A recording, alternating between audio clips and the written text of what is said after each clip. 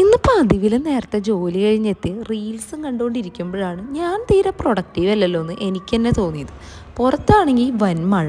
പിന്നെ എന്ത് ചെയ്യുന്ന ആലോചിച്ചപ്പോഴാണ് കബോർഡൊന്ന് ജസ്റ്റ് വൃത്തിയാക്കലോ എന്ന് ആലോചിച്ചു. അമ്പോ അത് തുറന്നപ്പോൾ എല്ലാ സാധനങ്ങളും ആകെ നാശകോശമായി അഴിഞ്ഞു കുഴഞ്ഞ് എവിടേക്കോ കിടക്കുകയാണ്. അപ്പോൾ എല്ലാം കൂടെ ഒന്ന് പുറത്തിറക്കി വെച്ച് ഒതുക്കി വൃത്തിയാക്കാമെന്ന് വിചാരിച്ചു. എൻ്റെ ആകെ 2 ബോക്സാണുള്ളത്. ഈ 2 ബോക്സിലും അത്യാവശ്യം വൃത്തിക്ക് സാധനങ്ങൾ ഒതുക്കി വയ്ക്കാൻ വേണ്ടി എല്ലാതും തരം തിരിച്ച് അങ്ങോട്ടും ഇങ്ങോട്ടും ഒക്കെ ഇട്ടുകൊണ്ടിരിക്കുകയാണ്.